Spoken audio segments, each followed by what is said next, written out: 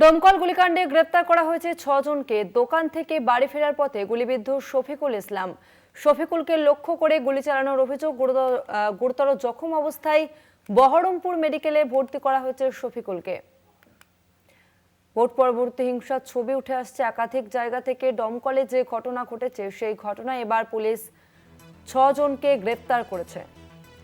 দমকল গুলিকাণ্ডে গ্রেপ্তার করা হয়েছে ৬ জনকে। দোকান থেকে বাড়ি ফেরার পথে গুলিবিদ্ধ হন শফিকুল ইসলাম। শফিকুলকে লক্ষ্য করে গুলি চালানোর অভিযোগ। গুরুতর জখম অবস্থায় তাকে বহরমপুর মেডিকেলে ভর্তি করা হয়।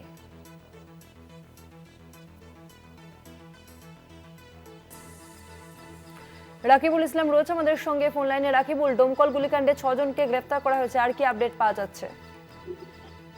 দেখো, গতকাল রাতে আচমকাই গুলি চলে দমকলে, আর ওই গুলি চালানো হয় সিপিএম সমর্থকের উপরে, এমনটাই কিন্তু জানা গিয়েছে। এবং সূত্র মারফত আরো জানা গিয়েছে যে যারা গুলি চালিয়েছে তারা কিন্তু তৃণমূলের দুষ্কৃতী। কার্যত কি কারণে এই গুলি চালানো হয়েছে, পারিবারিক বিবাদ ছিল নাকি রাজনৈতিক হিংসা, তা নিয়ে কিন্তু স্পষ্ট এখনো কিছু জানা যায়নি। তবে জানার চেষ্টা করছে পুলিশ। ইতিমধ্যেই ৬ জনকে ওই গুলিকাণ্ডে গ্রেপ্তার করা হয়েছে। আজকে তাদের জেলা আদালতে পাঠানো হবে এবং পুলিশি হেফাজতে আনার পরেই কিন্তু জিজ্ঞাসাবাদ চালানো হবে যে তারা কেন আচমকায় ওই সিপিআইএম সমর্থকের উপরে গুলি চালিয়েছিল। এবং যারা চালিয়েছিল গুলি তারা কিন্তু তৃণমূল সমর্থক, এমনটাই কিন্তু জানা যাচ্ছে এখন পর্যন্ত।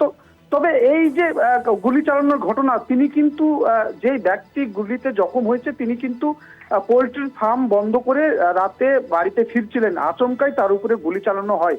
তার আগে কোনো রাজনৈতিক হিংসা, পারিবারিক হিংসা, জমি কেন্দ্রিক হিংসা, কোনো হিংসার ছবি আপাতত ২-১ মাসের মধ্যে দেখা যায়নি। তাহলে কেন গুলি চালানো হলো এবং তাকে লক্ষ্য করে গুলি চালানো হয়েছিল, নাকি অন্য কোনো নিশানা, অন্য কাউকে নিশানা ছিল তাকে লেগে গিয়েছে, তা নিয়ে কিন্তু এখনো ধোঁয়াশা রয়েছে। আর সব কিছুরই তদন্তে নেমেছে দমকল থানার পুলিশ এবং গোটা ঘটনাকে কেন্দ্র করে পুলিশি মোতায়েন করা হয়েছে। রয়েছে কেন্দ্রীয় বাহিনীর জওয়ানরা, টহলদারি চলছে এবং কড়া নিরাপত্তায় মোড়ে ফেলা হয়েছে ঘটনাস্থলে। আপাতত এই খবরই কিন্তু উঠে আসছে দমকল থেকে। ধন্যবাদ রাকিবুল।